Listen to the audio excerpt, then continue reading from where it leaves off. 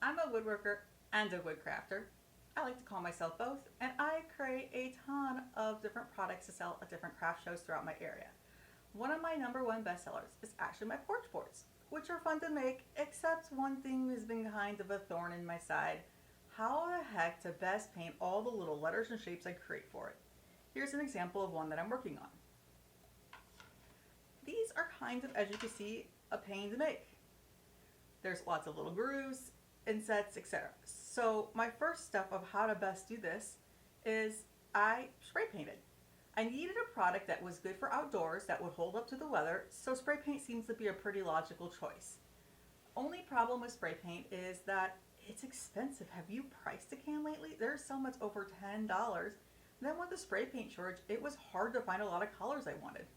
Also, if you have to do any touch-up work later, it's kind of a pain. And then I would always do a glitter clear coat also, which is even harder. So this wasn't working. And also the fumes, the space it took, there's just too many cons to outweigh the one pro that it was quick and easy. Usually easy unless you have wrinkles. Like spray paint could be a serious pain. So then I'm like, what else can I do? So then I thought, hey, how about exterior house paint? Our good friends at Menards and Home Depot have exterior paint samples you can get because who really needs a gallon of hot pink? I don't. This one is the Pittsburgh from Menards. It's an exterior sample. I don't ever find these by the checkout. Usually they're over in one of the random aisles. Your Menards employees for our Midwest people can help you find these. I think they're about $7, $8 for 8 ounces. So it's really, I think it's $7 for 8 ounces. So it's not bad, less than $1 an ounce. This one is Bear Marquee. I think it's about the same price. This one also is interior, exterior, also in satin. And these usually are by the checkout, the paint area. Both are great options. Lowe's, on the other hand, does not have an exterior option, so I don't tend to hit Lowe's that much for my paint samples. I can't decide if the department hates or loves me when I come in, but usually I'm pretty friendly with them because I know I'm a pain when I want 20 different little sample colors. Then for my glitter, how am I going to fix that to be able to paint in advance? So I got exterior poly, then I found glitter, mason jar, put them together, so then I can keep a little bit of glitter poly separate from my main can. So that's working great. As you can see, we have sparkle letters and they're painted. But it was taking me forever, like forever and a day, and I had little letters and shapes all over my house trying to get them to dry in poly. It was seriously a pain in the rear end.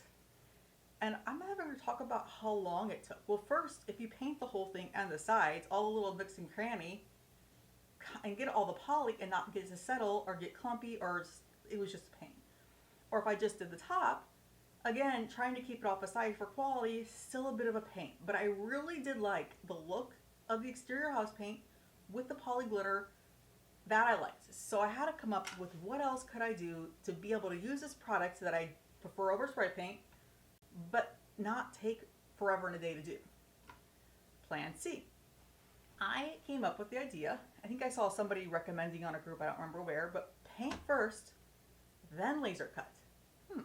Could this work? So I did this. Now I will say, I go through, these are just painted. Those are next to my work in progress. And after they dry, I do lightly sand. I have sanding here.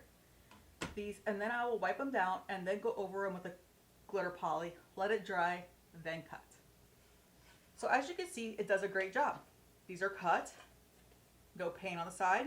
It's quick and easy. Now for weather protecting the sides, what I will do is after I'm done is take these out into the shop, flip everybody over, do a quick clear coat of clear, protect it to get the sides and the back for weather sealing. But that's just a quick coat. But before I had to spray paint and clear coat both sides, so I at least get rid of half the step. Then you may ask, well, doesn't your laser char? Yeah, there is charring, but I do use air assist on it. And also I sped my speed up, and then I do 2 passes, so that way it's a little less charring to start with. And then all you have to do is, here's one before and after, is that you can see the one on the right, I have hardly any charring because all I did is take some little bit of vinegar on a paper towel and wipe off the charring, and it came right off. And the charring on this light color isn't really that bad to start with. And the darker colors, you hardly even notice it. So it definitely works great. So So I hope this helps you. It is something that improves my quality, lower my cost of not using spray paint, and also increase my time. That's like a win-win-win. That's like the dream for an industrial engineer. So I hope this helps you if you have a lot of projects that you laser cut and paint. I will say I'm not sure how well it would work with like a matte paint and out polyacrylic, but with a satin and poly, it definitely works great. Enjoy, go create, and come up with other ways to improve your processes. If you have any process improvements, please share. Thanks. And if you enjoyed this, also subscribe. I have more coming.